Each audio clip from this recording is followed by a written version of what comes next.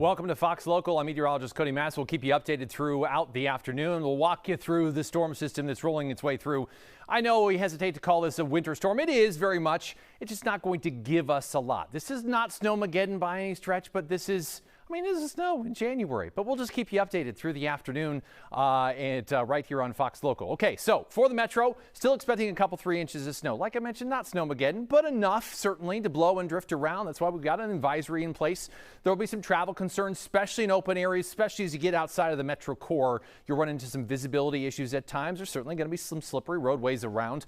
The winter weather advisories in northern western Minnesota have been trimmed back, mostly because there have been some dry air, and we've been kind of trying to follow through with this squirrely little system, and it's been tough to forecast, admittedly. So we started off a little too high. We've trimmed back totals a little bit, especially in northern and western Minnesota because of that dry air. So an inch, maybe two may fall in spots. Otherwise, there is some snow cover in northern and western Minnesota, so you can expect at least a little bit of blowing snow thanks to gusty breezes. The warning zone, that's where we're going to see the most snow. Higher totals, there's a more significant snowpack, so it could be a little dicey, certainly along Interstate 90 corridor, and blizzard warning still up for southwestern Minnesota. That will likely take us into your Saturday. So coming through the lunch hour, we'll see this radar flare and fade, so we get a good boost.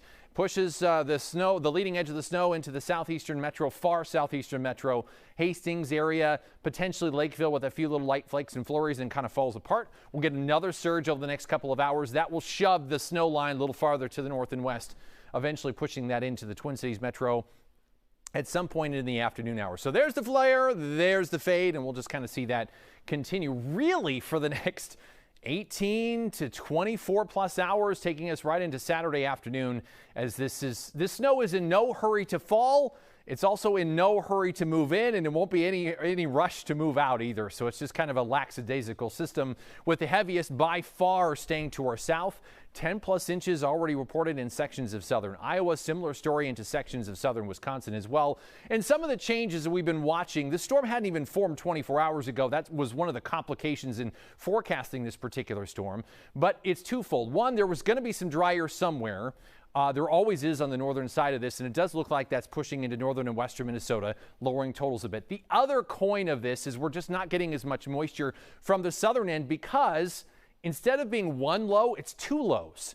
Well, they interact with each other as they kind of spin around each other. That, instead of leading to more moisture coming in and spinning through the snow part of the storm, it gets sucked back southward and stays to our south. So that pulls more moisture away from our snow band as well. So there's a couple different reasons why we're not expecting quite maybe as much snow as what otherwise could have fallen. We weren't expecting a lot to begin with, but we're even trimming those back just a little bit. So blizzard warning still up for most of Iowa, southwestern Minnesota. There's going to be a lot of snow and a lot of blowing snow with heavy snow cover in Iowa. If you don't have to travel southward through Iowa and the I-80 corridor, really through Saturday and probably through Saturday night, I just wouldn't bother. It's just not worth it, as a lot of roads are going to be closed. Heavy snow will extend into southern and central Wisconsin, as well as we're kind of in the northern fringes of this. So walking through Futurecast, we'll see the radar flare and fade, and it pushes northward, and then it pushes northwestward, and it continues to do that flare and fade sort of thing right through Friday evening, Friday night.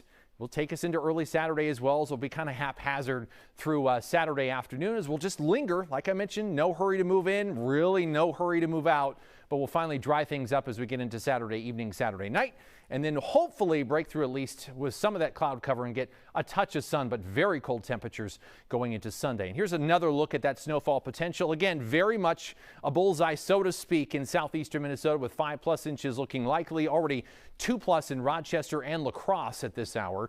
And then 2s and 3s, I think, are going to be commonplace in the metro. We may be able to squeeze out a 4 or a little bit more, less so across portions of northwestern Minnesota. So the light flakes will eventually arrive through the afternoon. Dustings, coatings, maybe up to a ½ inch. Afternoon temperatures surging into the mid and upper teens. And then we'll trail off in the overnight hours with wake-up time temperatures late tonight and Saturday morning, right about 8 degrees. 1 to 3 inches expected in the overnight hours with that steady light snow. That light snow will continue into your Saturday. Generally, our 2 to 5 inch totals here in the Twin Cities metro as temperatures continue to fall off. We continue to get very cold this upcoming weekend with wind chills 20 to 35 below zero. So get ready for January in Minnesota.